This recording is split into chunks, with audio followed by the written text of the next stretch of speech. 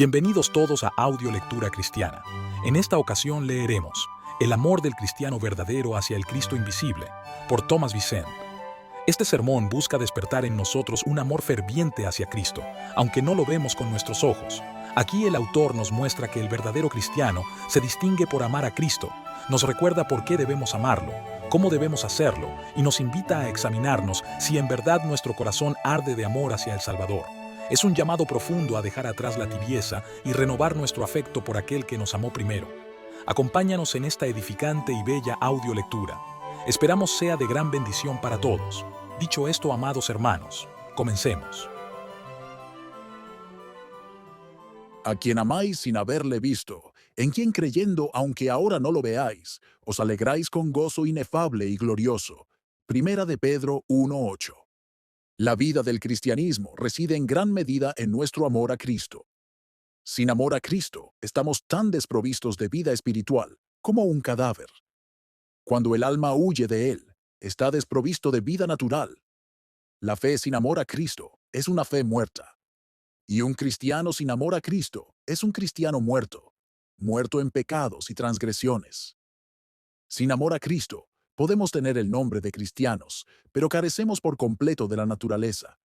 Podemos tener la apariencia de piedad, pero carecemos por completo de su poder.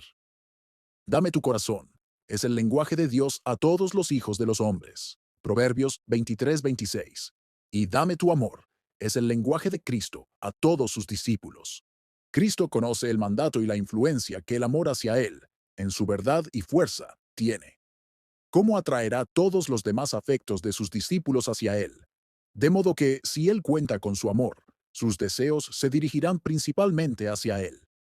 Sus deleites estarán principalmente en Él. Sus esperanzas y expectativas provendrán principalmente de Él. Su odio, temor, dolor e ira se traducirán principalmente en pecado, pues le ofende. Él sabe que el amor atraerá y empleará para Él todas las facultades y poderes de sus almas. Sus pensamientos serán llevados cautivos a la obediencia a Él. Su entendimiento se empleará en buscar y descubrir sus verdades. Sus memorias serán receptáculos para retenerlas. Sus conciencias estarán listas para acusar y excusar, como sus fieles representantes. Sus voluntades elegirán y rechazarán, según su dirección y su voluntad revelada. Todos sus sentidos y los miembros de su cuerpo estarán a su servicio. Sus ojos verán por Él. Sus oídos oirán por Él. Sus lenguas hablarán por Él. Sus manos trabajarán por Él. Sus pies caminarán por Él. Todos sus dones y talentos estarán a su servicio. Si Él cuenta con su amor, estarán dispuestos a hacer por Él lo que Él requiera. Estarán dispuestos a sufrir por Él, sea cual sea su llamado. Si le tienen mucho amor, no les importará negarse a sí mismos, tomar su cruz y seguirlo a donde quiera que los guíe. Mateo 16:24. El amor a Cristo, pues, siendo tan esencial para el verdadero cristianismo, tan anhelado por nuestro Señor y Maestro, tan poderosamente dominante en el alma y en todo el hombre, tan influyente en el deber, he elegido este tema del amor a Cristo para tratarlo. Mi principal esfuerzo aquí será motivar y estimular a los cristianos al ejercicio vivo y vigoroso de esta gracia del amor al Señor Jesucristo.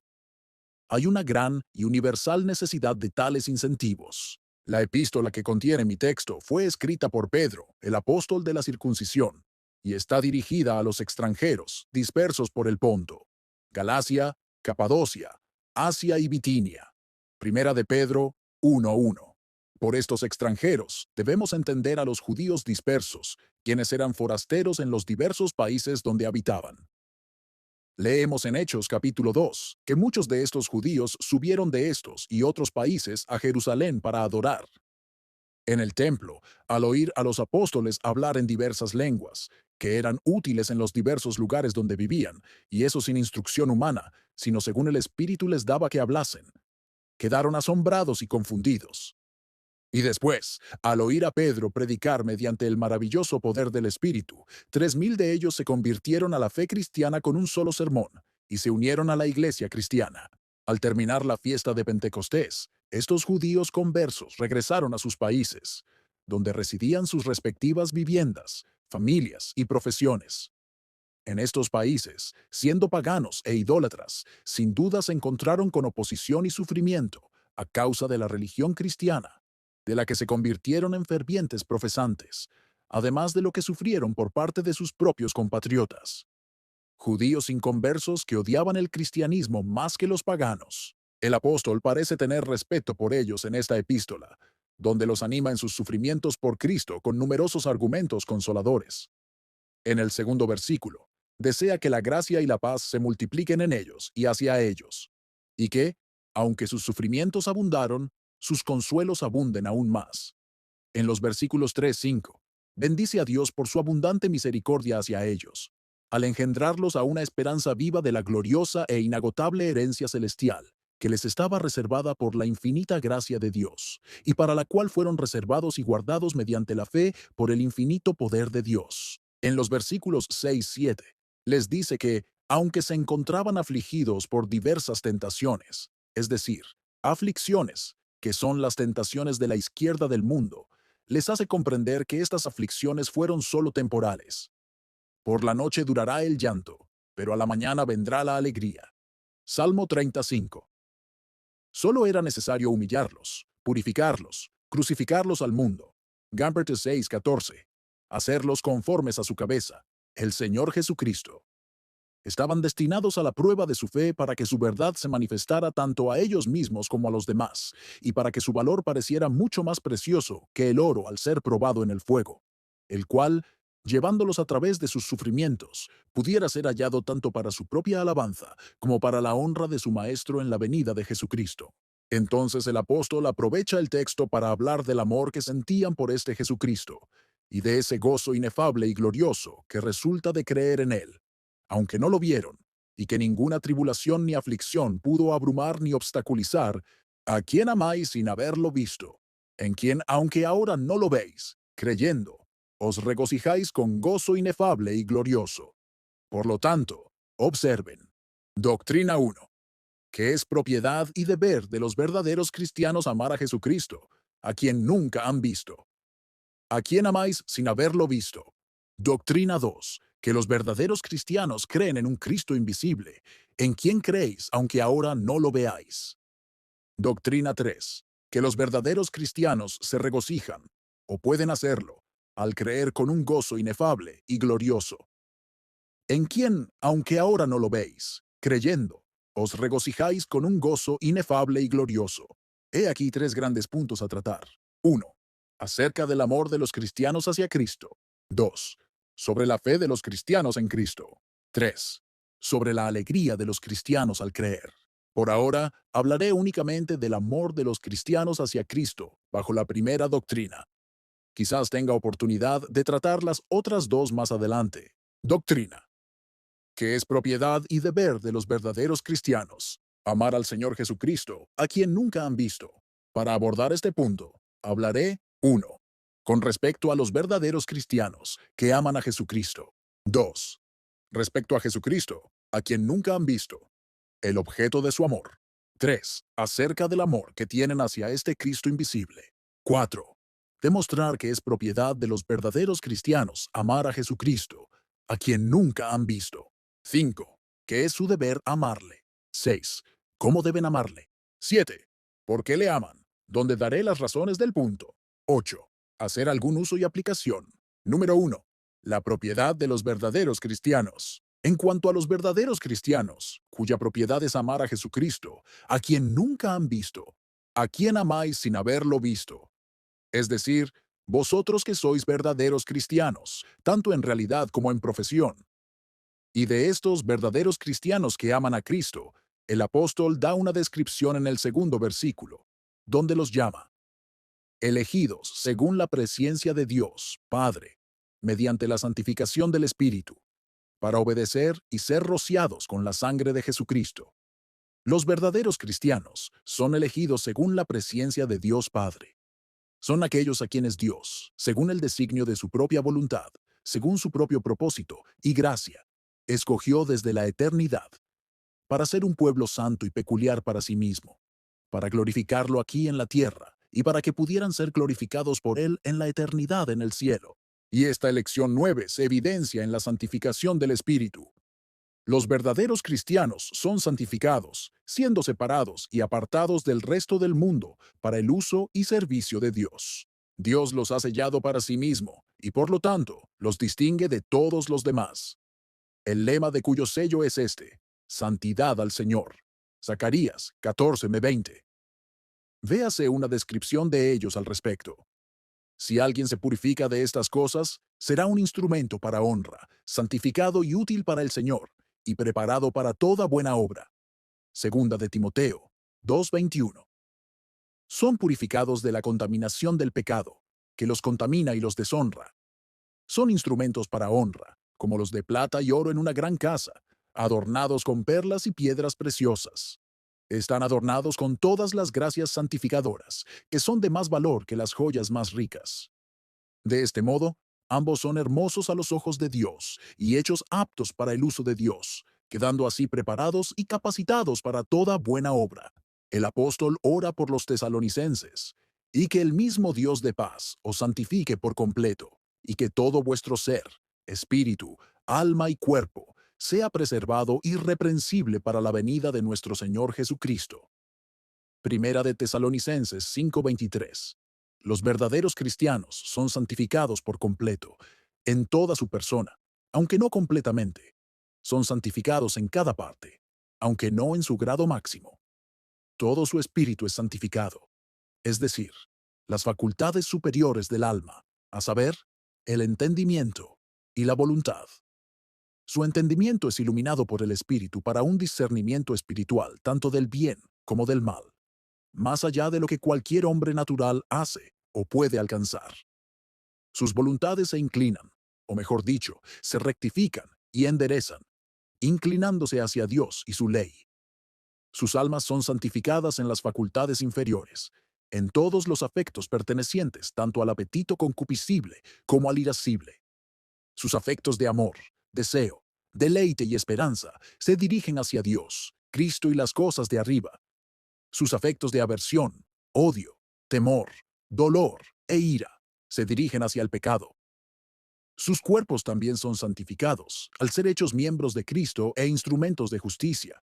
Sus ojos, oídos, lengua, manos, pies y cada parte de su ser están consagrados a Dios y se utilizan para su gloria. Así, los verdaderos cristianos son santificados por el Espíritu y para la obediencia. Las gracias que el Espíritu obra en sus corazones se manifiestan en la obediencia de sus vidas. Su vida se basa en la obediencia a las leyes de Cristo. Son santificados para la obediencia y para ser rociados con la sangre de Jesucristo. Dios los ha apartado para ser rociados con la sangre del Cordero Inmaculado, que quita el pecado para que sean perdonados y salvos. Así son los verdaderos cristianos, quienes aman a Cristo, a quien no han visto. Punto 2. El objeto del amor de los verdaderos cristianos. En cuanto al objeto del amor de los verdaderos cristianos, y ese es Jesucristo, a quien nunca han visto. Este Jesucristo, a quien aman, es el Hijo eterno de Dios, la segunda persona de la gloriosa Trinidad, quien con el tiempo asumió nuestra naturaleza humana, se vistió de nuestra carne mortal, vivió como un siervo en una condición miserable, murió como un malhechor la muerte maldita de la cruz, y todo por nosotros, por nuestros pecados. Resucitó al tercer día para nuestra justificación, ascendió al cielo después de 40 días, y allí está sentado a la diestra del trono de la majestad, en las alturas para interceder por nosotros y prepararnos para nuestra recepción en las gloriosas mansiones y moradas eternas que están en la casa del Padre. Se le llama Jesús, de una palabra hebrea que significa salvar, porque salvará a su pueblo de sus pecados. Mateo 1:21. Él es llamado Cristo, de la palabra griega krio, que significa ungir, siendo él ungido por el Padre con el Espíritu y con poder para ser mediador entre Dios y los hombres, para ser el gran profeta, sacerdote y rey de la Iglesia. Los cristianos no han visto a este Jesucristo con los sentidos. De hecho, algunos cristianos de los tiempos primitivos, como los apóstoles, que eran de su familia, y otros discípulos que conversaban con él frecuentemente, sí lo vieron con los sentidos. Pero fue en su estado de humillación, cuando estaba aquí en la tierra, no en su estado de exaltación ahora que está en el cielo. Sin embargo, algunos han visto a Cristo después de su ascensión, como Pablo en su conversión, y Esteban, el primer mártir, antes de morir. Pero nadie ha tenido una visión perfecta con los ojos físicos de la gloria que está sobre el cuerpo de Cristo, cuyo brillo es tan grande que nadie puede contemplarlo en este estado de debilidad e imperfección, y vivir. Pero sea cual sea la visión que algunos cristianos hayan tenido anteriormente, ningún cristiano ahora tiene una visión de la persona de Cristo. Han oído hablar de Él con el oído, pero no lo han visto con la vista. Han visto representaciones de Cristo en el sacramento, pero nunca han visto su persona representada. Han visto su imagen en sus hermanos cristianos, pero no han visto al original de quién proviene esta imagen. Algunos cristianos han estado en Judea y han visto el lugar donde vivió el Señor, y en Jerusalén y han visto el lugar donde murió el Señor, y han visitado el lugar de su sepulcro, donde yació por un tiempo, y han visto el monte de donde ascendió el Señor. Pero ningún cristiano vivo ha estado en Jerusalén, ni en el monte Sión, que está arriba, para ver dónde está el Señor ahora en su gloria. Es este Jesucristo, a quien los cristianos no han visto, el objeto de su amor. Punto 3. El amor que tienen los verdaderos cristianos. En cuanto al amor que los verdaderos cristianos tienen por este Cristo invisible, el amor es la apertura del corazón hacia lo amado.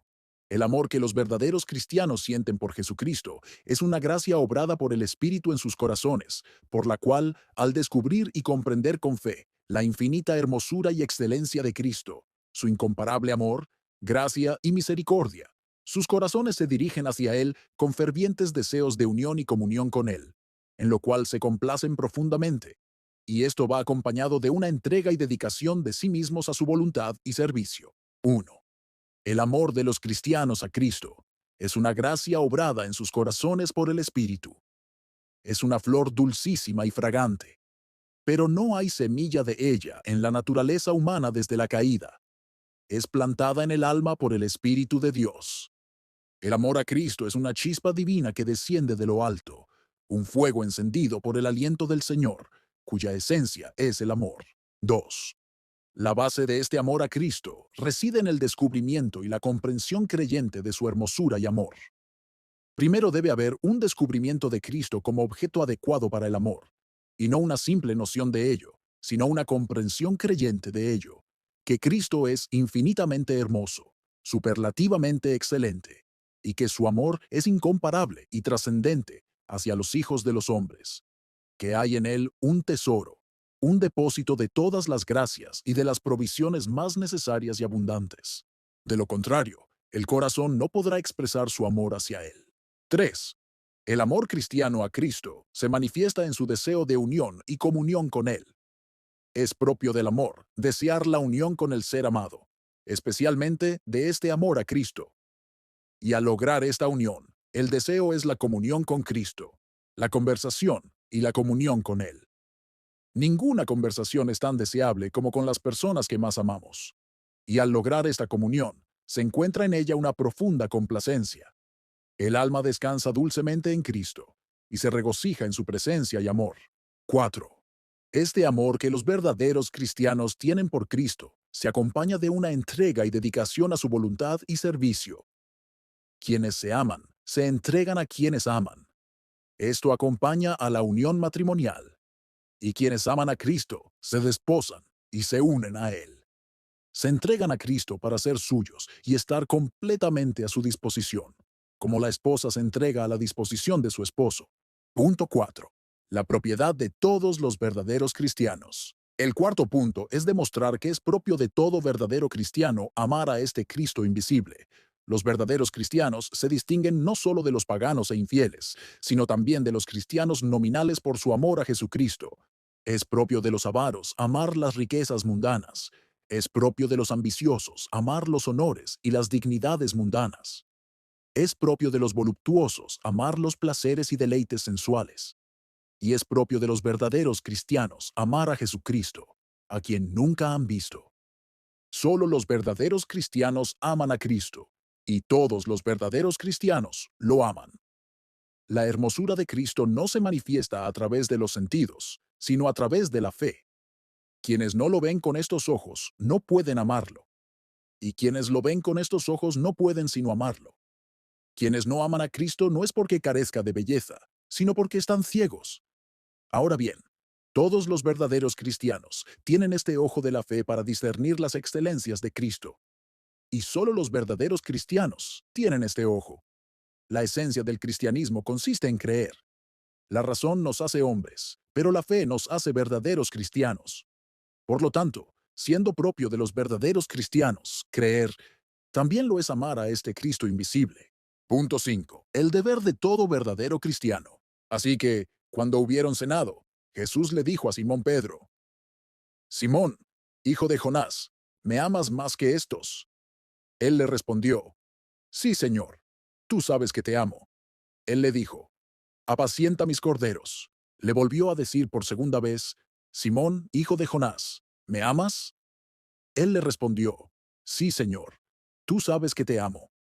Él le dijo: Apacienta mis ovejas.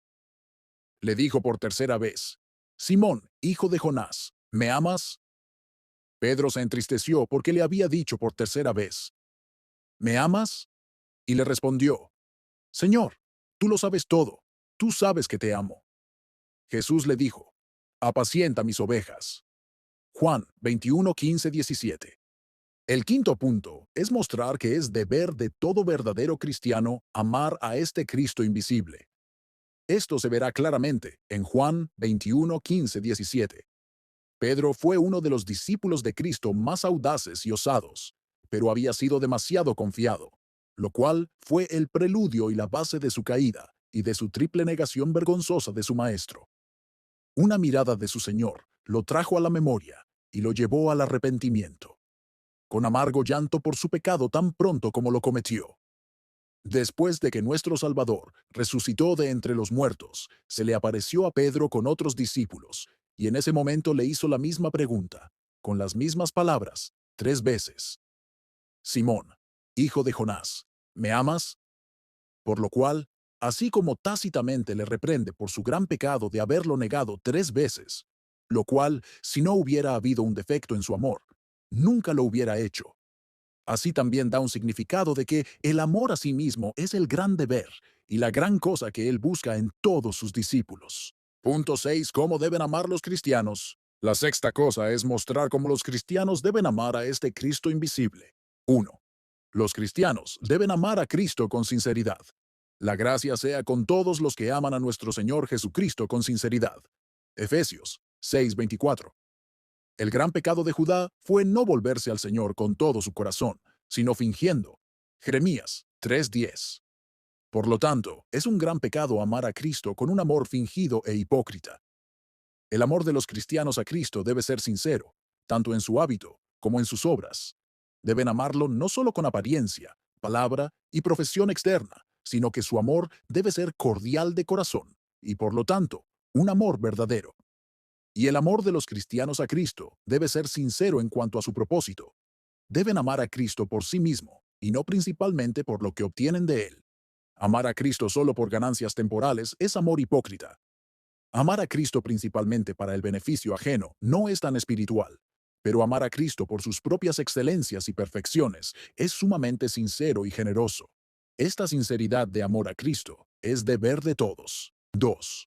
Los cristianos deben amar a Cristo con amor supremo. Deben colocarlo en el lugar más alto de sus corazones. Él es un gran rey y anhela el trono, y que todas las criaturas sean colocadas debajo de él y estén a sus pies. El que ama a padre o madre más que a mí, no es digno de mí. Y el que ama a hijo o hija más que a mí, no es digno de mí. Mateo 10:37. Son las palabras de nuestro Salvador. Los cristianos pueden amar a su padre y a su madre. Las leyes de Dios y la naturaleza lo exigen. Pueden amar a su esposo y a su esposa. La palabra de Dios manda al esposo amar a su esposa como a su propio cuerpo, y como Cristo amó a la iglesia. Pueden amar a sus hijos, hijas, hermanos, hermanas, parientes, amigos, incluso a sus enemigos, y deben hacerlo. Sin embargo, todo debe ser con un amor subordinado. Deben amar a Cristo con su amor principal. De lo contrario, no son dignos de ser discípulos. 3. Los cristianos deben amar a Cristo con fervor.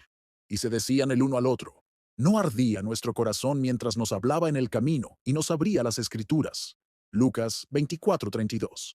Este amor ardiente, Cristo lo encendió en el corazón de sus discípulos, y este amor ardiente, Cristo exige de todos los cristianos.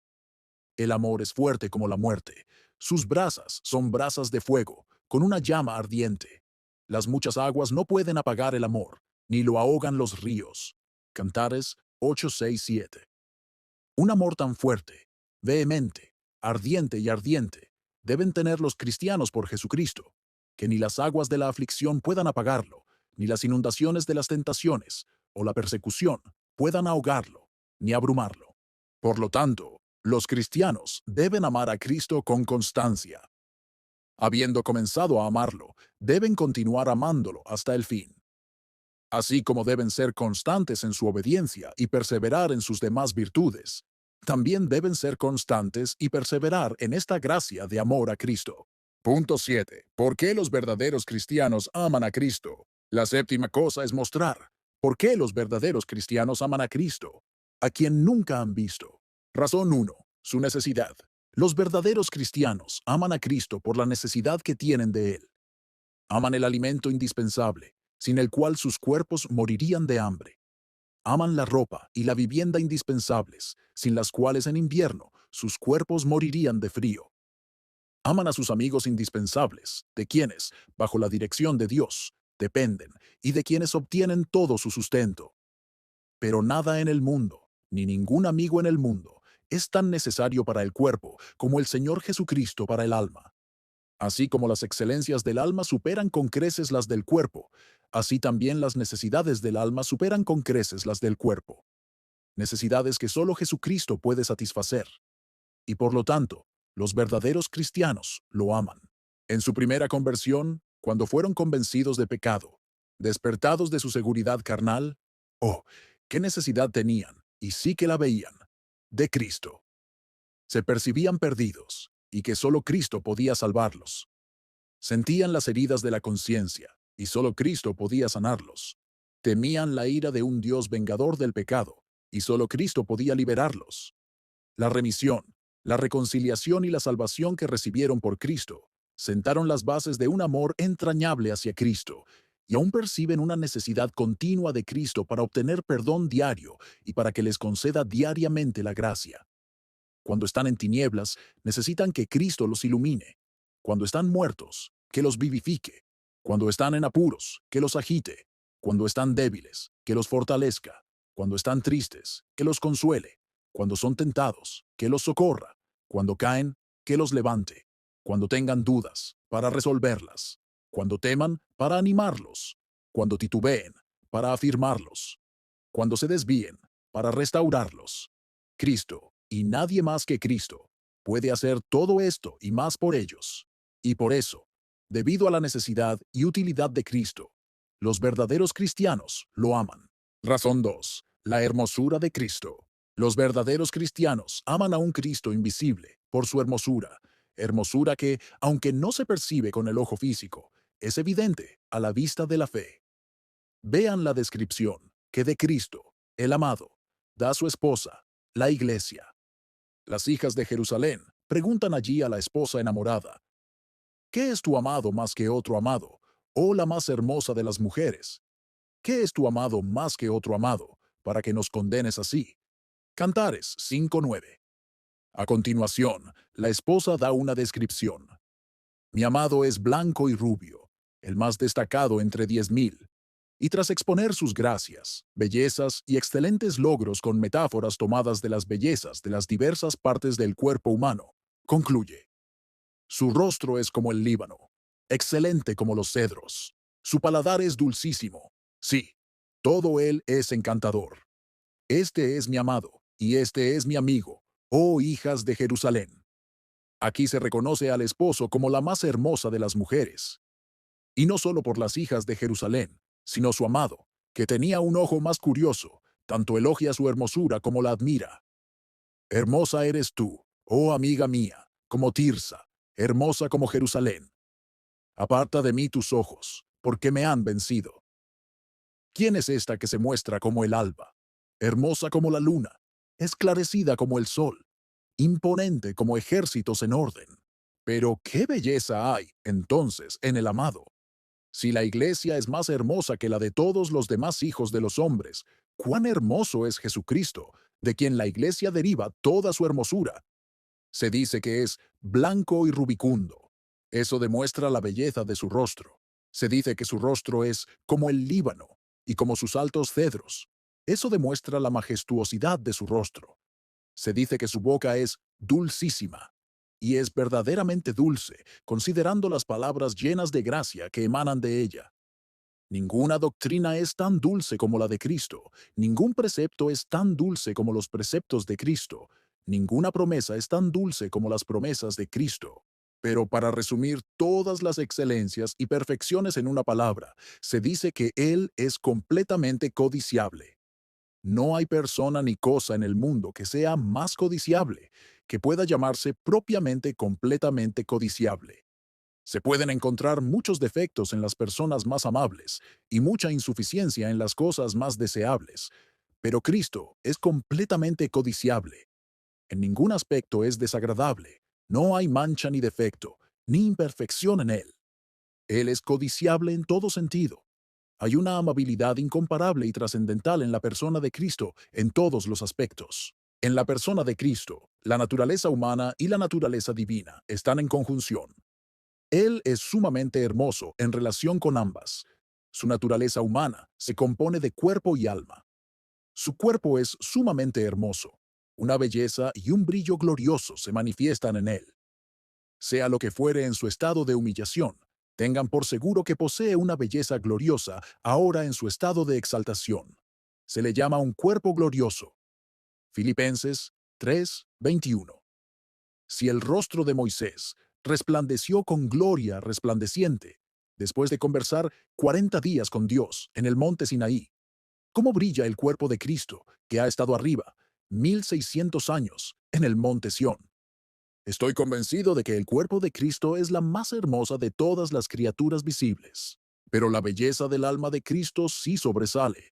Ninguna criatura posee excelencias tan brillantes como las que hay en el alma de Cristo. Todas las excelencias que hay, o alguna vez hubo en cualquier criatura, son como una pluma cuando se ponen en la balanza con el peso excesivo de sus gloriosas excelencias y perfecciones. Cristo superó a los hombres más excelentes que jamás vivieron en cuanto a dotes espirituales cuando estuvo aquí en la tierra. Superó a Moisés en mansedumbre, a Salomón en sabiduría, a Job en paciencia. ¿Y cuánto sobresale ahora que está en el cielo? Supera no solo a los espíritus de los hombres justos hechos perfectos, sino también a los ángeles más gloriosos y santos, que nunca pecaron. Si alguna criatura tiene sabiduría, es solo un rayo. Cristo es el sol. Si tiene bondad, es solo una gota. En Cristo está el océano. Si tiene santidad, es solo una chispa o una sombra oscura. Cristo es el resplandor de la gloria de su Padre. Si tienen el Espíritu, lo tienen, pero en alguna medida.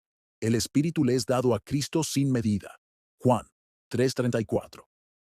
Cristo es sumamente hermoso en su humanidad, tan íntimamente unido a su divinidad, y cuán hermoso es Él en su divinidad. Como Dios, es igual al Padre en todas las gloriosas excelencias. La divinidad de Cristo implica excelencia de ser.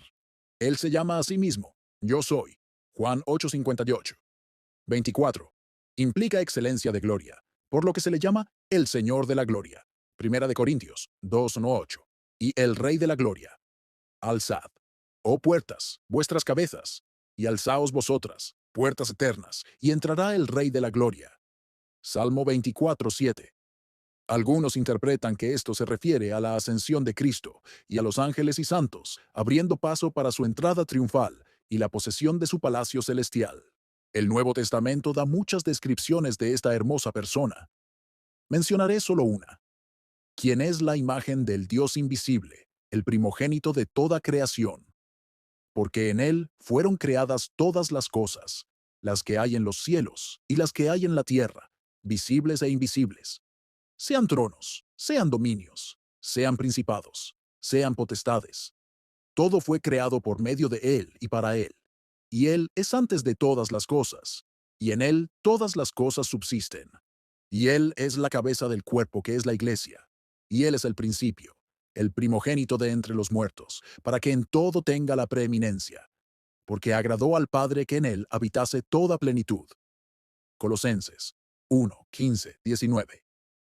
Si leemos, creemos y consideramos esta gran descripción de Cristo, debemos ver y decir que Cristo es excelso y amable, y que ningún amado es como el amado de los verdaderos cristianos. Por eso, los verdaderos cristianos aman a Cristo por su hermosura.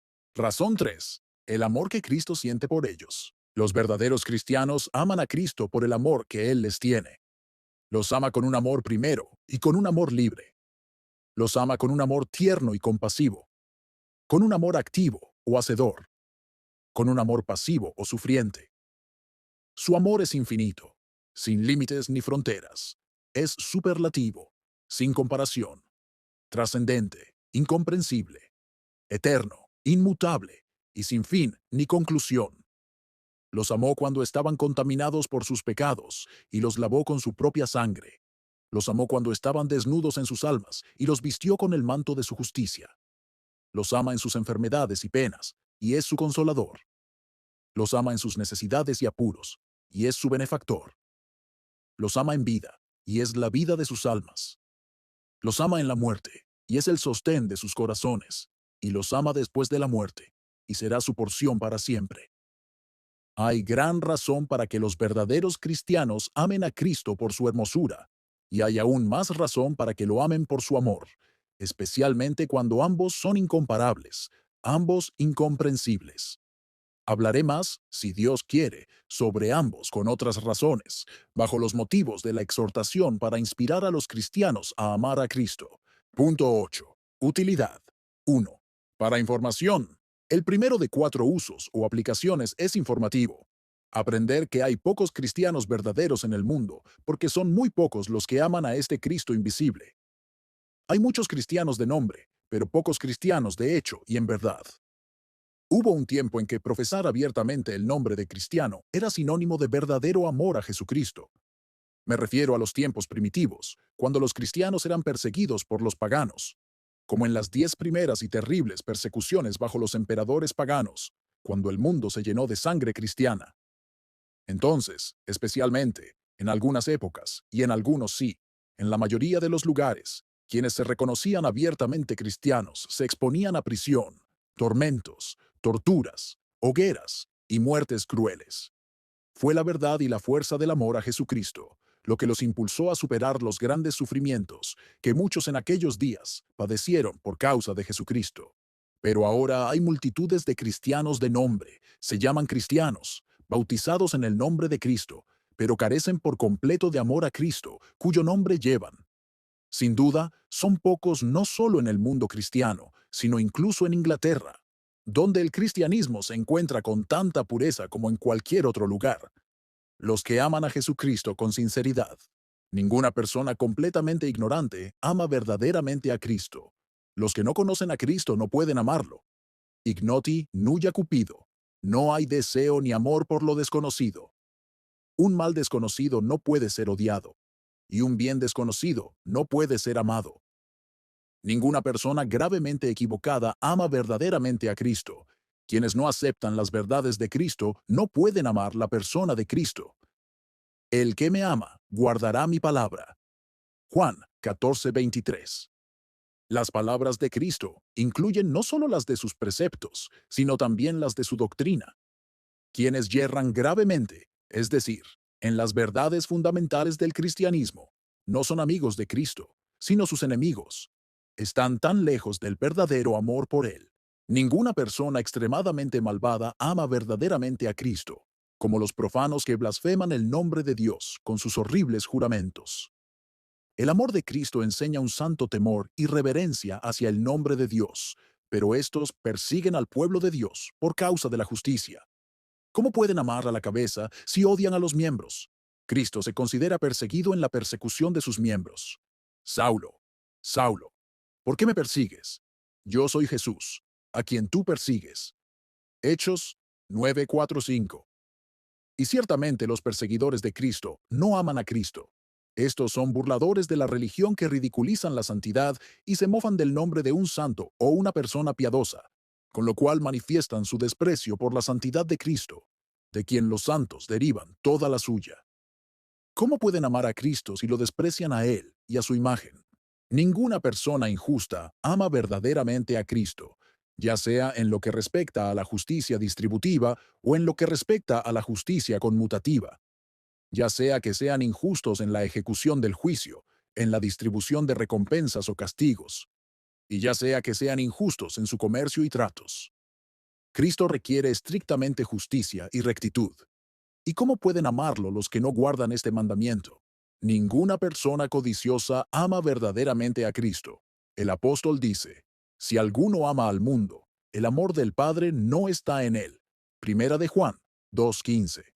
Y puedo decir que si alguno ama al mundo, es decir, con su amor principal, el amor del Hijo no está en él. El amor no puede estar centrado principalmente en las cosas terrenales y en Cristo, quien está arriba en el cielo. Ninguna persona licenciosa ama verdaderamente a Cristo, ni los borrachos, ni los adúlteros, ni nadie que se entregue a placeres ilícitos. El amor de Cristo nos enseña a negar tales lujurias y a mortificarlas. Ninguna persona meramente civilizada e inconversa, ni ningún hipócrita con apariencia de piedad, pero sin el poder de ella, ama verdaderamente a Cristo. Los primeros pueden ser amorosos y corteses con los hombres, pero no aman a Cristo.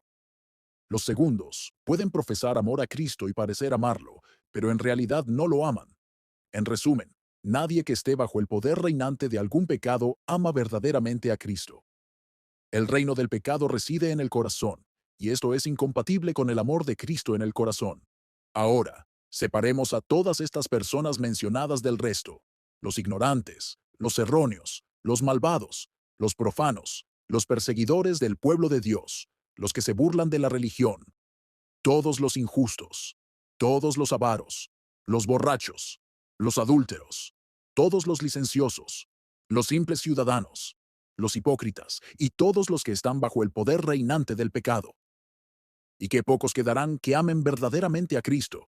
Y en consecuencia, muy pocos serán verdaderos cristianos. Punto 9. Utilidad 2. Para examen. Aquí pueden saber si son verdaderos cristianos, mediante la prueba de su amor a Jesucristo. Examínense, pues, si aman a Jesucristo, a quien nunca han visto.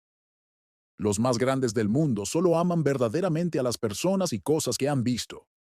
Pero ¿pueden ustedes decir que aman sincera y principalmente a Jesucristo, a quien no han visto? El amor de los más grandes surge de la atención que la vista presta a los objetos amados. Pero su amor surge de la atención que el oído, por la palabra, ha dado a la amabilidad que hay en Cristo.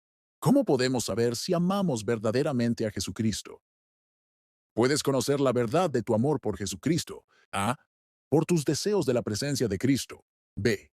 Al valorar y frecuentar aquellos caminos en los que se puede encontrar a Cristo, y al buscarlo en ellos. C. Por vuestro amor a la imagen de Cristo. D. Por vuestra obediencia a los mandamientos de Cristo. A.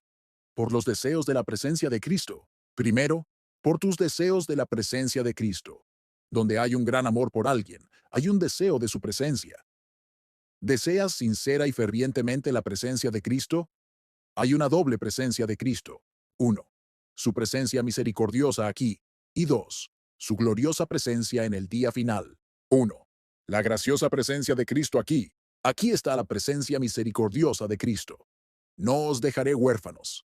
Vendré a vosotros. Juan 14:18. Deseas que esos amigos y familiares vengan a ti, pero ¿deseas principalmente que Cristo venga a ti? Cristo viene a sus discípulos. A. Mediante una comunicación misericordiosa. B. Mediante una manifestación misericordiosa, mediante un dulce consuelo que resulta de ambas. A. Comunicación amable. Deseas que Cristo venga a ti mediante una comunicación llena de gracia. Gracia.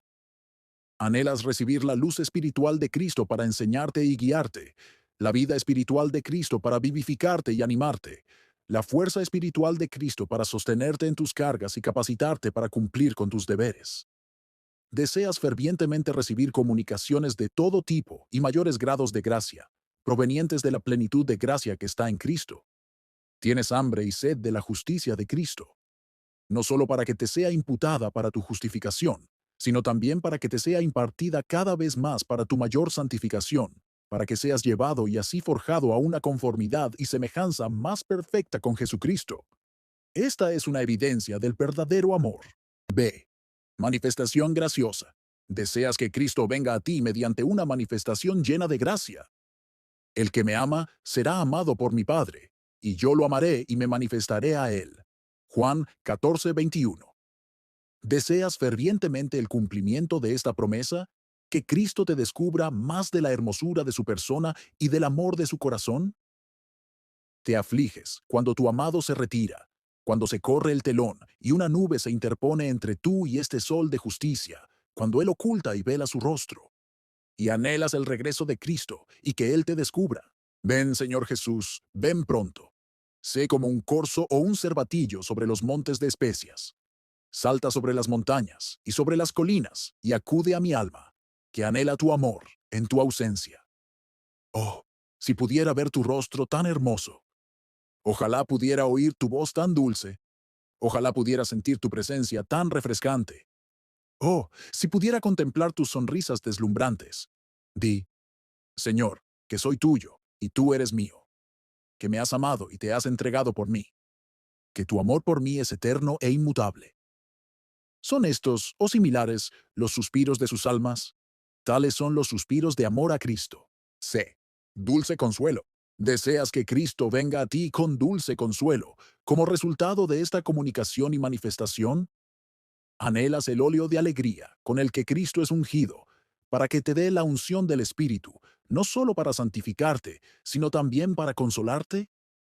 Deseas que tus corazones se llenen de gozos espirituales, los gozos del Espíritu Santo, inefables y gloriosos. Primera de Pedro 1:8.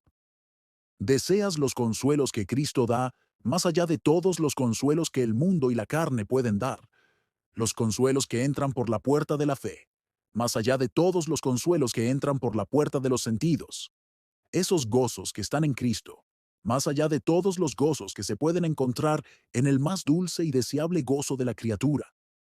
Esto evidencia el verdadero amor a Cristo. Por lo tanto, deseas la presencia misericordiosa de Cristo. 2.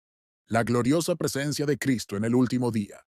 Deseas también la gloriosa presencia de Cristo en el día final, cuando Él promete, ciertamente vengo pronto. ¿Puede tu corazón responder con un amén? Sí, ven, Señor Jesús. Apocalipsis 22:20. ¿Te alegra vivir tan cerca del fin del mundo que el Señor está cerca, que su venida se acerca cada día más? Puedes alzar la cabeza con alegría al mirar hacia el lugar donde está el Señor Jesucristo, a la diestra del trono de la majestad en los cielos. Hebreos 8:1. Y pensar con consuelo que dentro de poco, y el que ha de venir vendrá, y no tardará mucho más. Hebreos 10:37. Que dentro de poco Cristo descenderá del cielo con voz de mando. Primera de Tesalonicenses 4:16, con sonido de trompeta. Hebreos 12:19. Y que tus ojos lo verán en el resplandor de su gloria y majestad.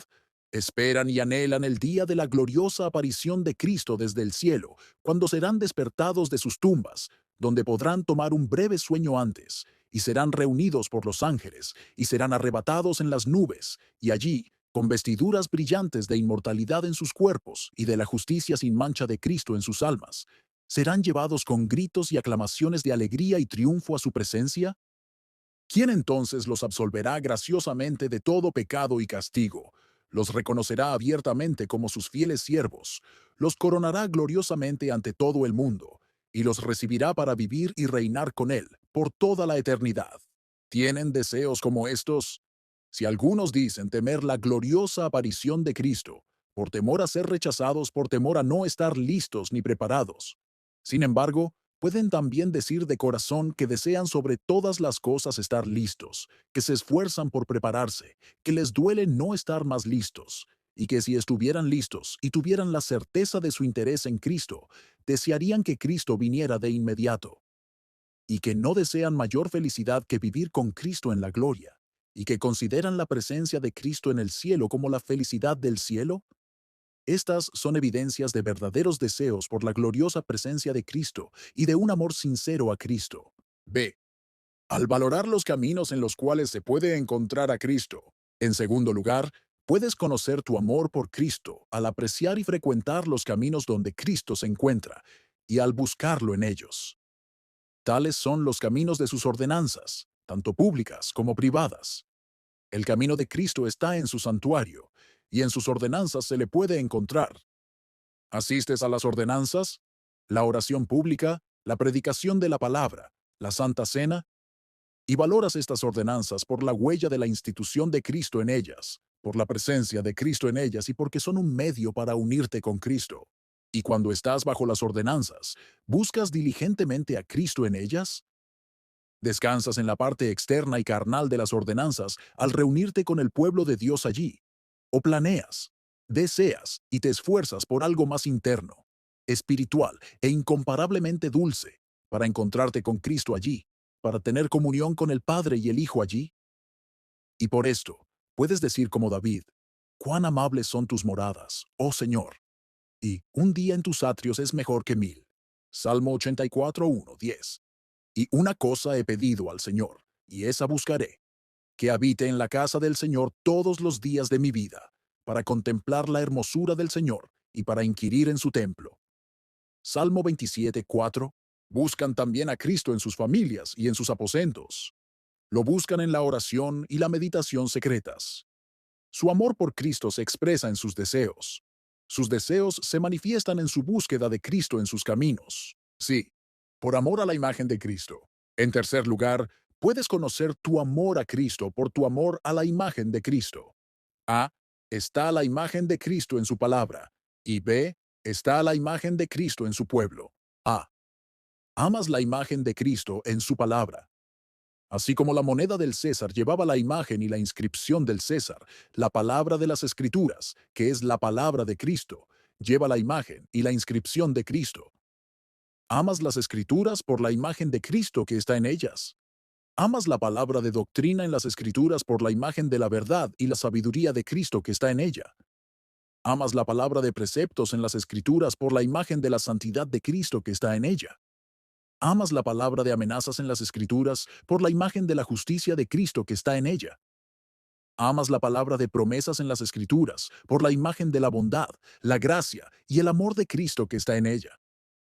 Tienes la palabra de Cristo en tus Biblias y a veces resuena en tus oídos. Pero mora la palabra de Cristo en tus corazones. ¿Recibes la palabra de Cristo a la luz de ella? ¿Recibes su palabra con amor? B. Amas la imagen de Cristo en su pueblo. Si no amas a tu hermano, a quien has visto, ¿cómo puedes amar a tu Señor, a quien no has visto? Primera de Juan 4:20. Todos los discípulos de Cristo llevan la imagen de Cristo. Si amas al original, amarás la imagen, aunque esté dibujada de forma imperfecta. Si amas la bondad y la santidad perfectas que hay en Cristo, amarás la bondad y la santidad que ves en los santos, aunque la tengan de forma imperfecta. Amas a los discípulos de Cristo, y eso por la imagen de Cristo, aunque difieran de ti en algunas opiniones circunstanciales. 38. D. Por la obediencia a los mandamientos de Cristo. En cuarto lugar, puedes conocer tu amor a Cristo por tu obediencia a sus mandamientos. Si me amáis, guardad mis mandamientos. El que tiene mis mandamientos y los guarda, ese es el que me ama. Juan 14:15, 21. Tienes los mandamientos de Cristo. ¿Los guardas? ¿Los conoces? ¿Los practicas? Tu amor a Cristo se conoce por tu obediencia a Él. Si Cristo es tu amado, también es tu Señor. Si tienes verdadero afecto por Él, te sometes a Él. Si amas a Cristo, te preocupas por agradar a Cristo. No eres siervo de la carne para preocuparte por complacer a la carne, sino que eres siervo de Cristo para preocuparte por todas las personas y todas las cosas por agradar a Cristo. Si amas a Cristo, temes dar justa ocasión de ofensa a los hombres, pero sobre todo, temes desagradar y ofender a tu Señor. Se esfuerzan por andar de tal manera que agraden a Cristo en el camino de la obediencia sincera y universal. Son sinceros en su obediencia a Cristo. Respetan todos sus mandamientos. Les duele no obedecer a Cristo. Si pueden decir en la presencia del Señor, y sus corazones no desmienten a sus lenguas, que no viven ni se permiten practicar ningún pecado conocido que Cristo prohíbe, ni descuidar ningún deber conocido que Cristo manda, Esto es una prueba inequívoca de su verdadero amor a Jesucristo. Así pues, su amor a Cristo es una prueba. Punto 10. Utilidad 3. Para reprender. A. Aquellos que no aman a Cristo. De todos aquellos que no aman en absoluto a este Cristo invisible, no dejará el uso de la información, junto con el uso de la prueba, 39 en muchos la convicción de que carecen de este amor, sufran entonces la palabra de reprensión. ¿Qué? Son criaturas hechas por Cristo y para Cristo, y sin embargo no lo aman. ¿Son criaturas racionales? Tienen almas capaces de conocerlo y amarlo, y sin embargo no lo aman. Son cristianos y no aman a Cristo, bautizados en el nombre de Cristo, y sin embargo no aman la persona de Cristo. Algunos de ustedes profesan la fe, 40, y sin embargo no aman a Cristo. Hacen alarde de devoción, y sin embargo, no sienten verdadero afecto por el objeto de su adoración. Pecadores, aunque no han visto a Cristo, ¿no han oído hablar de Él?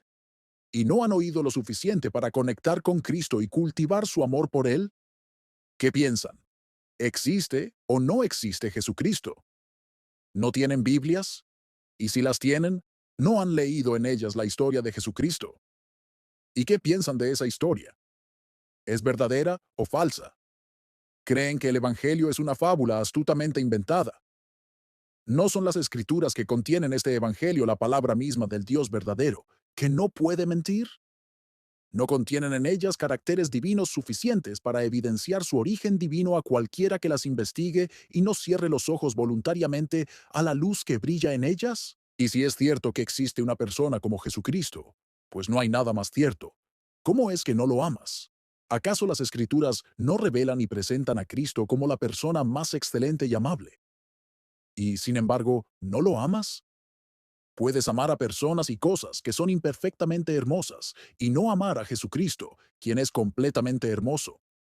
Puedes amar a alguien de gran honor que solo tiene un poder y autoridad inferiores, y no amar a Jesucristo, quien es el Señor de la gloria, quien tiene todo el poder y la autoridad tanto en el cielo como en la tierra. Puedes amar a quienes tienen sabiduría y conocimiento, aunque sea terrenal, y no amar a Jesucristo, quien es la sabiduría del Padre, quien lo sabe todo y cuya sabiduría es divina. Puedes amar a quienes son generosos y generosos, y no amar a Cristo, cuya generosidad es superlativa y cuyos dones son riquísimos y trascendentes. Puedes amar a amigos bondadosos y no amar a Jesucristo, el mejor amigo que jamás tuvo la humanidad. Puedes amar a un benefactor que te alimenta, te viste y te da dinero, y sin embargo no amar a Cristo, quien ofrece alimentar tus almas hambrientas con el pan de vida, vestir tus almas desnudas con el manto de su justicia y darte las riquezas espirituales de la gracia, la más mínima de las cuales vale más que todas las riquezas de la tierra. Puedes amar las riquezas y no amar a Cristo, en quien hay tesoros y por quien puedes obtener no solo riquezas espirituales aquí, sino también la herencia celestial en el más allá. Puedes amar los honores y no amar a Cristo, por quien puedes obtener las más altas dignidades, el honor de hijos del Rey del cielo ahora y una corona de gloria en el otro mundo. Puedes amar la libertad y no amar a Cristo, por quien puedes ser liberado de la esclavitud del diablo y de tus propias lujurias. Puedes amar la seguridad y no amar a Cristo, quien es el único Salvador de la humanidad y quien solo te pone a salvo del alcance de los peores enemigos y los peores males. Puedes amar la paz y no amar a Cristo, por quien puedes tener paz con Dios y paz en tu propia conciencia. Puedes amar los placeres y deleites y no amar a Cristo, por quien puedes tener gozos inefables y llenos de gloria, además de los placeres eternos que están por venir. Sin amor a Cristo, estás bajo la culpa de todos tus pecados. Ni tu pecado original, ni ninguno de tus pecados actuales son perdonados. Todos recaen sobre ti, y debes responder por todos tus pecados, y qué terrible será tu cuenta. Sin amor a Cristo, estás bajo la maldición, no solo bajo la maldición de la ley por tu incumplimiento de la ley, sino también bajo la maldición del Evangelio por desobedecer este mandamiento del Evangelio que te exige amar al Señor Jesucristo. Si alguno no ama al Señor Jesucristo, sea anátema maranata. Primera de Corintios 16:22. Es decir, sea maldito hasta que el Señor venga. Y cuando el Señor venga, ¿te quitará la maldición? No. vendrá en llamas de fuego para vengarse de ti, habiendo amenazado con castigar con destrucción eterna a todos los que desobedecieron el Evangelio. ¿Y qué será de ti entonces? Sodoma y Gomorra, esas ciudades malvadas, serán que el que llovió del cielo y consumió sus vidas y moradas, es decir, con el fuego del infierno, que será encendido y mantenido vivo por la eternidad por el aliento del Todopoderoso. Pero ustedes, que no aman al Señor Jesucristo, a pesar de todos los descubrimientos, invitaciones y ofrecimientos de bondad por su parte, serán castigados más terriblemente que los malvados sodomitas. Será más tolerable para ellos en el día del juicio que para ustedes. Marcos 6:11. Los tormentos del infierno serán intolerables para cualquiera, pero serán más intolerables para los pecadores del Evangelio. El fuego del infierno arderá sobre ti con más fiereza, y el azote de la conciencia te azotará con mayor furia. Consideren esto, todos los que no aman a Cristo.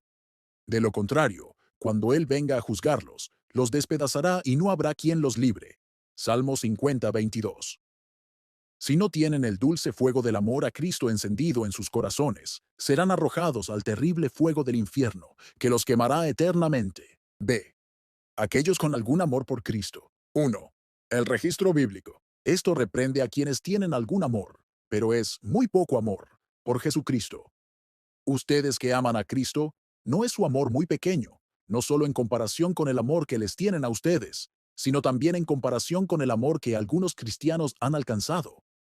Cuán fuerte fue el amor de los apóstoles por Cristo cuando lo dejaron todo y lo siguieron. Mateo 4:20. Especialmente después de la resurrección de Cristo y su ascensión al cielo, cuando el Espíritu Santo descendió y se sentó sobre ellos en forma de lenguas de fuego. Hechos 2:3. Oh, qué fuego de amor por Cristo se encendió en ellos. De ahí esa valiente profesión de Cristo que hacen ante los principales sacerdotes y ancianos. Hechos 4. De ahí su regocijo por haber sido considerados dignos de sufrir vergüenza por el nombre de Cristo, cuando fueron azotados por reconocerlo y predicarlo. Hechos 5:41. El amor de Pedro y Juan por Cristo fue grande, y el amor de Pablo no era inferior al amor de los principales apóstoles. Por eso se esforzó tanto en predicar el Evangelio en tantas partes del mundo, desde Jerusalén y por los alrededores hasta Ilírico. Romanos 15:19. Vean también cómo se autoproclama ministro de Cristo y da evidencias de su profundo amor a su Maestro. ¿Son ministros de Cristo? Hablo como un necio. Yo soy más, en trabajos más abundantes, en azotes sin medida, en cárceles más frecuentes, en muertes a menudo. De los judíos 5 veces recibí 40 azotes menos uno. 3 veces fui azotado con varas, una vez apedreado, 3 veces sufrí naufragio, una noche y un día. He estado en alta mar, en viajes frecuentes, en peligros de ríos, en peligros de ladrones, en peligros por parte de mis propios compatriotas, en peligros por parte de los paganos, en peligros en la ciudad, en peligros en el desierto, en peligros en el mar, en peligros entre falsos hermanos, en cansancio y dolor, en vigilias frecuentes, en hambre y sed, en ayunos frecuentes, en frío y desnudez. Además de lo externo, lo que me sobreviene a diario, el cuidado de todas las iglesias. ¿Quién es débil y yo no? ¿Quién se ofende y yo no me quemo? Segunda de Corintios 11, 23, 29. Y me gozo en las debilidades, en los oprobios, en las necesidades, en las persecuciones, en las angustias por amor a Cristo. Segunda de Corintios 12:10. La base de todo esto era el amor de Cristo que lo constreñía. Segunda de Corintios 5:14. Sentía tal amor por Cristo que profesaba: para mí el vivir es Cristo y el morir es ganancia. Filipenses 1:21. Cristo era su vida, y su vida estaba completamente dedicada a la devoción de Cristo. Pero ¿dónde se puede encontrar ahora ese amor? 2. El registro histórico. Podría hablar también del amor de algunos padres de la antigüedad: Ignacio, Policarpo, Jerónimo y otros. Tomemos como ejemplo a Jerónimo, quien expresa así su amor a Cristo. Si mi padre llorara de rodillas ante mí, mi madre se aferrara a mi cuello, a mis espaldas. Mis hermanos, hermanas y parientes aullaran por todas partes para retenerme en un camino pecaminoso. Arrojaría a mi madre al suelo, atropellaría a mi padre, despreciaría a todos mis parientes y los pisotearía para poder correr hacia Cristo. Cuán pequeño es tu amor en comparación con el amor de esos héroes famosos, esos mártires eminentes que despreciaron las llamas y soportaron muertes tan dolorosas y torturantes por el amor que le profesaron a Jesucristo, con el fuego de su amor ardiendo más fuerte en su interior que el fuego exterior en el que se consumieron sus cuerpos. ¿No es su amor también pequeño comparado con el de nuestros últimos reformadores, que los inspiró con tal valentía y resolución como para resistir a todo un de Cristo? Hablo como un necio. Yo soy más, en trabajos más abundantes, en azotes sin medida, en cárceles más frecuentes, en muertes a menudo.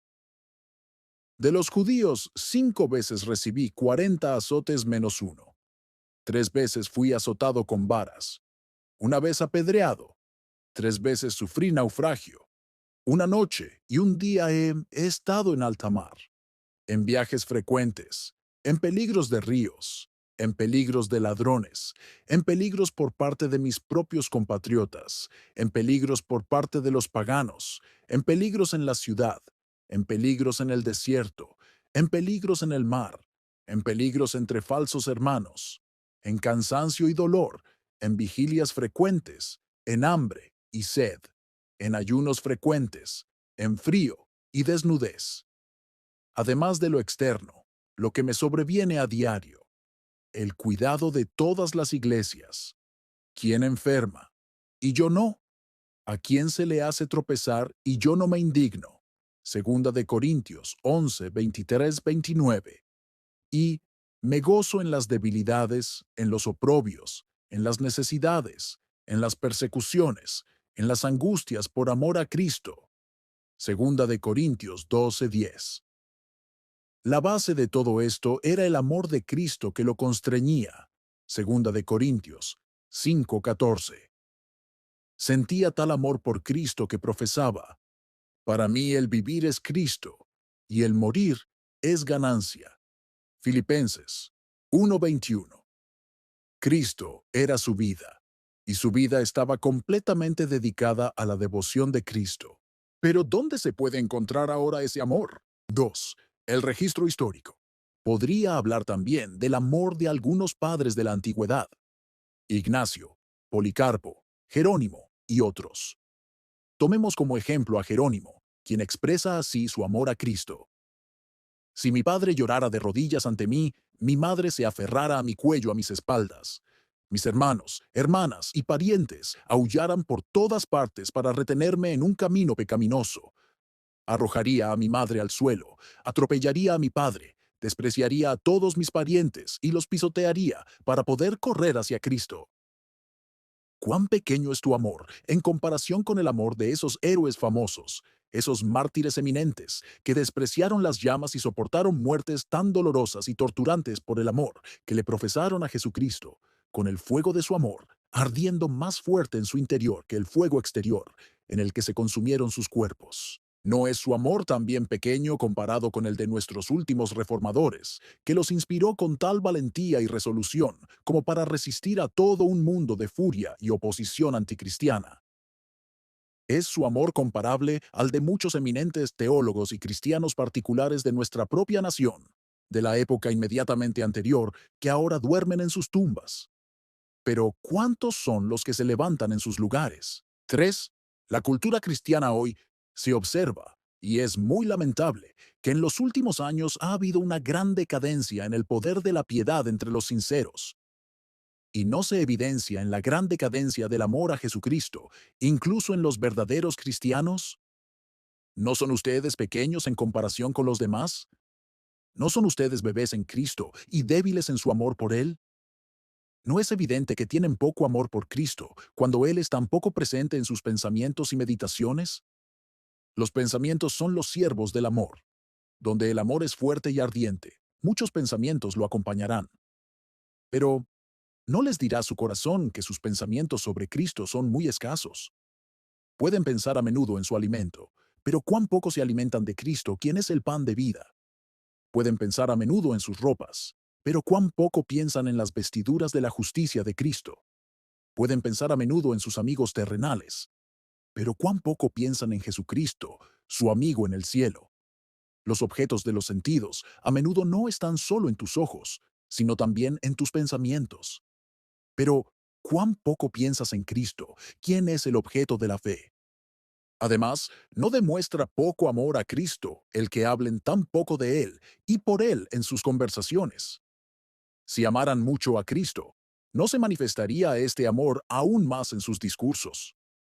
Hablan con facilidad de sí mismos y a menudo se elogian, directa o indirectamente, lo que revela su gran amor propio. Cuán poco alaban a su Señor y Maestro y alaban sus excelencias con sus labios. ¿Y no demuestra esto que tienen poco amor por Él en sus corazones? Pueden hablar con facilidad de noticias y sucesos públicos, lo cual es lícito y necesario para que se observen los límites debidos. Pero cuando dejan a Cristo completamente fuera de sus discursos, demuestra que no tienen mucho amor por Él, porque de la abundancia del corazón hablará la boca. Mateo 12:34. Quien ama mucho al mundo, hablará de sus riquezas. Quien ama mucho los placeres, hablará a menudo de ese tema. Quienes aman mucho a sus amigos, hablarán y los elogiarán a menudo cuando estén en compañía. Y cuando hablas poco de Cristo, es señal de que lo amas poco. ¿Acaso el poco celo que sientes por la honra de Cristo en el mundo no indica que le tienes poco amor? ¿Dónde está tu actividad por Cristo para promover su interés entre tus parientes y amigos? ¿Te esfuerzas al máximo para acercar a otros a los caminos de Dios y a conocer a Cristo? Además, no revelará tu poca devoción secreta tu escaso afecto por Cristo. No darán testimonio tus aposentos u otros lugares de retiro lo poco que oras en secreto y conversas con Cristo allí. La oración breve y limitada en secreto revela un corazón limitado en el amor a Jesucristo. No muestra tu reticencia a ejercer este amor a Cristo la debilidad de tu amor. ¿Cuán lentos de corazón son para amar a Cristo? ¿Cuán difíciles de persuadir? No necesitas ser persuadido a amar a tus esposas si son amables y serviciales. No necesitas ser persuadido a amar a tus hijos si son hermosos y llenos de esperanza. No necesitas ser persuadido a amar a tus amigos si son amigables y fieles. Y sin embargo, cualesquiera que sean los atractivos del amor, el más fuerte de todos está en Jesucristo. Pero eres reacio a este amor. Necesito decir más para convencerte de que amas poco a Cristo. ¿Acaso tu propia conciencia, con estas claras evidencias, no lo atestiguará suficientemente? 4. Consecuencia. Y ahora, cristianos, piensen en qué pecado, qué vergüenza, qué locura es tener tan poco amor por Jesucristo. Si es un pecado tan grande para quienes no conocen a Cristo, no amarlo en absoluto, que los lleva a la más terrible maldición, seguramente no puede ser un pecado pequeño que ustedes, que son sus verdaderos discípulos, tengan tan poco amor por Él. ¿No es muy desagradable para el Padre que tengan tan poco amor por su Hijo? Si Él no los odia por su relación con Cristo, ¿no está enojado con ustedes por la tibieza de su afecto hacia Cristo, pecado que se agrava por la cercanía de su relación? ¿No es deshonroso para Cristo que le tengas tan poco amor? ¿No dices, en efecto, que no hay gran valor ni amabilidad en Él, cuando no le tienes gran amor? ¿No eres con esto ingrato con Cristo, más allá de lo que puede ser comparado con cualquier ingratitud hacia el amigo terrenal más servicial? ¿No es tu vergüenza tener tan poco amor por Cristo cuando Él tanto merece tu amor? Además de las infinitas excelencias y perfecciones que hay en su persona, ¿no exige su infinita bondad hacia ti no solo la verdad de tu amor, sino también la fuerza de tu amor? Piensa en lo que Él ha hecho por ti. Piensa en lo que ha sufrido por ti. Piensa en lo que ha comprado para ti. Piensa en lo que te ha prometido. Piensa en lo que ha dispuesto para ti. Piensa en lo que ha guardado para ti. Y sin embargo, tener tan poco amor por Cristo. Y sin embargo, recibir tan poco a cambio. Además, no es una locura tener tan poco amor por Cristo. No se privan con esto de una paz que sobrepasa todo entendimiento. de una dulzura y un consuelo inconcebibles, tanto en la fuerza de su amor como en la sensación de su amor. ¿No son el daño y el perjuicio para ustedes mismos consecuencia de su poco amor por Cristo? No deben esforzarse en los caminos de Dios, como Faraón cuando le quitaron las ruedas a su carro. Éxodo 14:25. El amor a Cristo es como las ruedas en su movimiento por Cristo y como el aceite para las ruedas, que los prepara para cualquier buena obra a la que Él los llame. Pero cuando tienen tan poco amor por Cristo, necesariamente serán más lentos en sus movimientos, más perezosos en el servicio de Cristo. No querrán, no pueden, tomar lo que requiere esfuerzo en la obra del Señor y ser tan celosos como podrían y deberían ser por la gloria de su Maestro. En conclusión, si amas poco a Cristo, serás propenso a desfallecer en la adversidad, a desmayar cuando seas llamado a tomar su cruz y sufrir por Él. Los sufrimientos menores te perturbarán, los mayores te asustarán y te asombrarán, y correrás el peligro de convertirte en apóstatas temerosos en tiempos de grandes pruebas. Se necesita un gran amor a Cristo, así como una gran fe, para que atravieses los sufrimientos con valentía y perseveres hasta el fin. Amén. Muchas gracias por escuchar Audio Lectura Cristiana. Que el Señor les bendiga, amados hermanos. Hasta la próxima.